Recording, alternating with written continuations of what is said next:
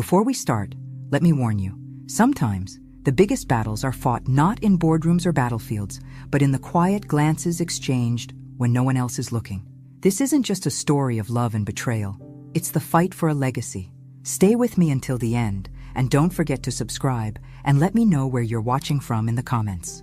When you've lived through as much as I have, fought through dirt, poverty, and betrayal, you learn to trust your instincts, even the quiet ones that creep up your spine like a cold whisper. I felt it the second Matthew told me. "Grandma, I'm getting married," he said, his face glowing the way only a 22-year-old can glow after 2 months of whirlwind romance. He was my heart, that boy, always had been. And even as I smiled, something inside me twisted, something deep, something old. Brianna Carlisle. A pretty name, a pretty face, but life has taught me that pretty often comes with a price. Still, I bit my tongue. I smiled. I congratulated him. What else could I do? When you love someone, sometimes you let them learn the hard way. Sometimes it's the only way. The wedding rehearsal was held at the estate, of course. Our home, the symbol of everything I built with bloody hands and sleepless nights. A place where I made damn sure the floors were polished enough to see your reflection. Where the walls told stories of triumph and survival. I stood there, next to Matthew, watching guests arrive in their polished shoes and rented smiles. And then she walked in. Brianna Carlisle. Golden hair, perfect skin, the kind of beauty that turns heads and softens hearts. She smiled at me, wide and mechanical, like a doll wound up too tight. She offered her hand. I took it. It was cold, like touching marble. "Mrs. Whitmore," she said, with a voice too sweet to be sincere. I smiled back, because that's what you do when you're Eleanor Whitmore. You smile while you sharpen your knives behind your back. She was polite, too polite. Every answer clipped short, every glance tinged with the faintest hint of impatience. I wasn't a person to her. I was an obstacle, something she had to tolerate until she could move past me. The rest of the family didn't notice. They never do at first. Linda, my daughter, fluttered around Brianna like a moth to a flame, desperate to make her feel welcome. Matthew, blind with love, didn't see the cracks, but I did. I saw everything. And then came Richard Carlisle. You could hear him before you saw him, booming laugh, words spilling out like a broken faucet. He rushed toward me like an old friend, grabbing my hand in both of his sweaty palms. "Eleanor, what a pleasure!" he bellowed, his teeth gleaming too white under the chandeliers. I smiled, frozen and unamused, as he talked about business ventures and amazing opportunities, and how he respected strong women like me. I'd met 100 Richards in my lifetime. Men who spoke loud to hide their empty pockets. Men who charmed the room while plotting to steal it. He reeked of desperation, cloaked in cheap cologne and fake bravado. And just like that, my instincts screamed again. But the night had one more gift for me before it ended. I saw them near the far corner of the ballroom, away from the noise, the laughter, the speeches. Brianna and a young man I didn't recognize. He wasn't just a guest. He wasn't just a friend. There was something electric between them. The way they stood too close, the way she laughed with her whole body, the way his hand grazed her waist with the kind of familiarity you don't build in 2 months. I watched them, unseen. Watched as Brianna's eyes lit up in a way they never did with Matthew. Watched as that boy, Dylan, they called him later, leaned in and she leaned right back as if pulled by gravity. No one else noticed. The music was too loud. The drinks were flowing too freely. But I saw it. Because when you fought for everything you have, when you've clawed your way out of hell, you learn to recognize a snake no matter how pretty its skin. I stood there, my hands folded neatly, my face a perfect mask of elegance. Inside, though, I made a silent vow. I would remember every glance, every whisper, every lie that smile tried to hide. Because storms don't announce themselves with thunder right away. Sometimes they creep in quietly. And this one had just begun.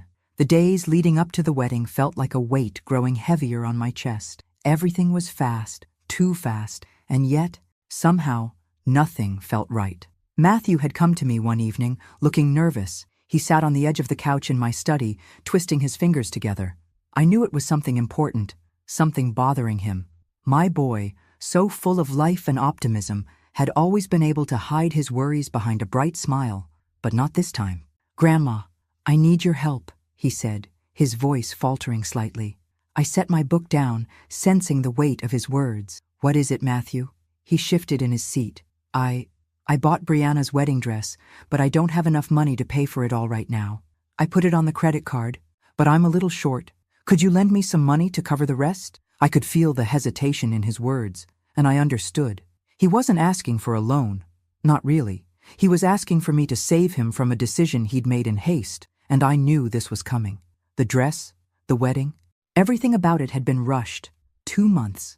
Just 2 months. No one takes a moment to think. No one stops to breathe. But I couldn't help him. Not this time. "No, Matthew," I said, my voice steady but firm. "A gift is not an obligation. Respect comes before money. You should have thought of that before you bought that dress." He blinked, his eyes wide with disbelief. "What do you mean? It's for Brianna's dress, Grandma. The wedding." I cut him off. "I know what it's for, Matthew. But you should never spend money you don't have, especially not for someone who hasn't earned your trust." His face flushed with frustration, and for a moment, I saw the faintest glimpse of anger in his eyes. But he didn't argue. Not then. Instead, he stood up, and in a quiet voice, he said, "I'll figure it out, Grandma." And he left. It wasn't until the next morning that I learned the consequences of my decision. Linda came storming into my study, her face twisted with fury. "You had no right!" she spat, her voice sharp as a blade. "Matthew is doing what he thinks is best, and you—" She cut herself off, shaking her head in disbelief. "I can't believe you do this to him." I said nothing, watching her pace back and forth, the anger radiating from her. "Do you even care about him?" she demanded. "Or are you too busy pretending you have all the answers? You think that lecturing him is going to make him see your way? You're pushing him away, Eleanor." I felt the old ache in my chest, the pain of being misunderstood, but I couldn't bring myself to regret what I'd said. Matthew needed to learn. He needed to see that life wasn't just about rushing forward with promises and shiny dresses. It was about understanding the weight of those promises. Linda, in her anger, didn't see it. She was too busy playing the role of the protective mother, defending her precious son. And now she was too deep in her own hurt to see the truth. "Fine," Linda snapped. "I'll pay for it then. I'll take care of everything. But don't think for a second that this doesn't change things between us." And just like that, the rift widened. The lines were drawn. She paid for the dress that very day, paid it off in full, without a second thought. But I knew then that things would never be the same between us. You can't erase what's already been said, can you? Once you see someone's true nature, it doesn't go away.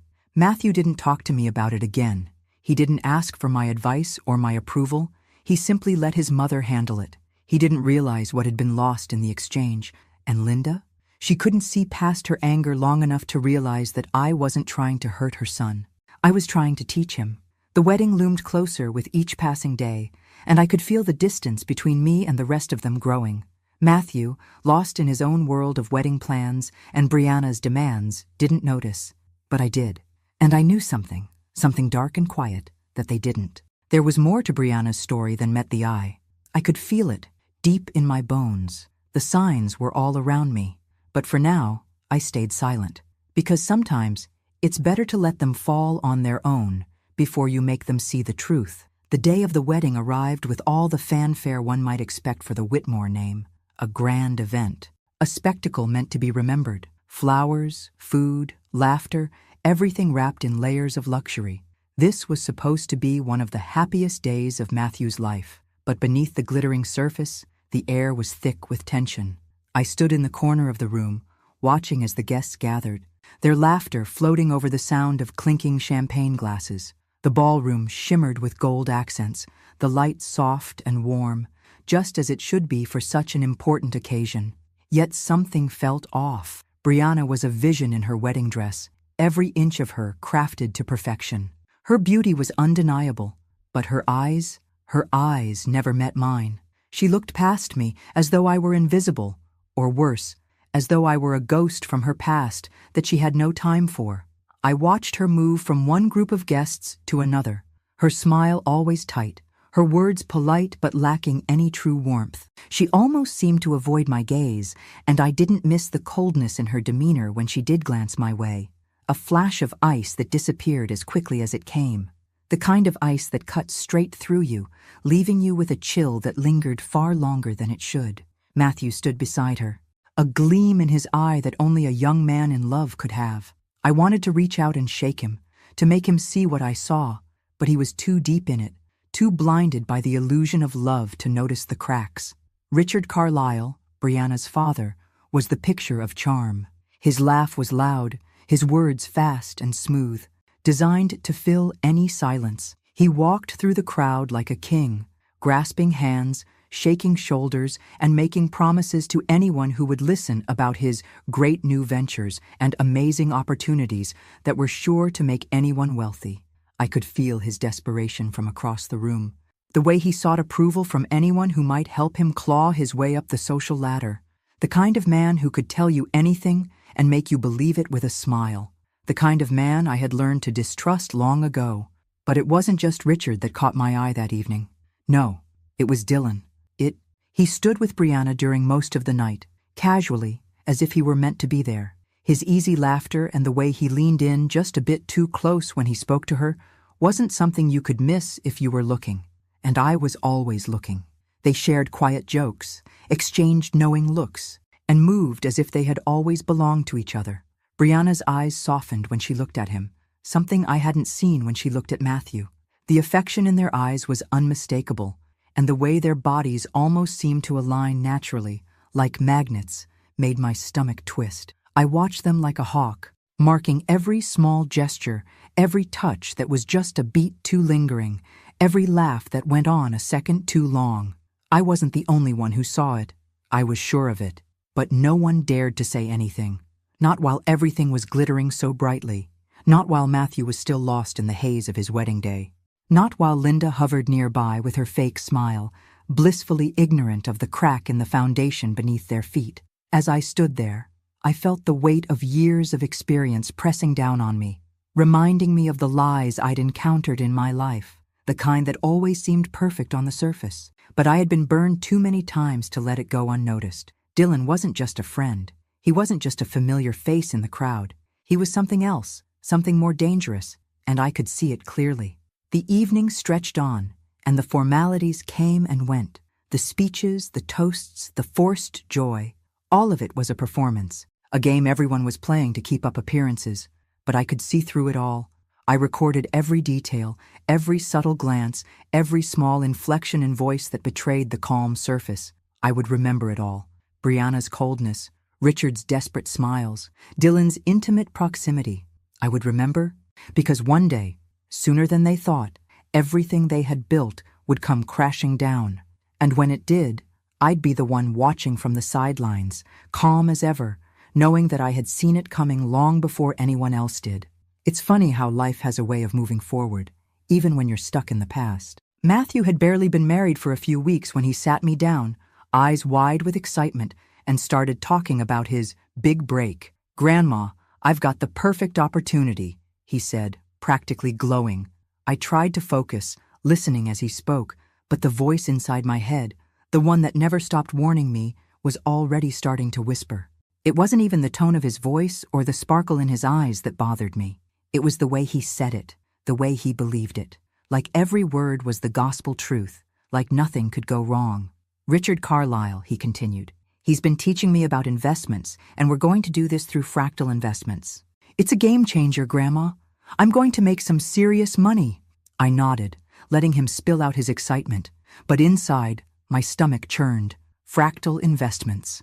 The name itself felt hollow to me, like something that had been designed to sound more impressive than it really was. Richard Carlyle, the smooth talker I'd seen at the wedding, was now guiding my grandson into a world I knew nothing about, and my gut told me it wasn't the path he thought it was. "Sounds interesting," I said, forcing my lips into a polite smile. "But tell me more about this opportunity."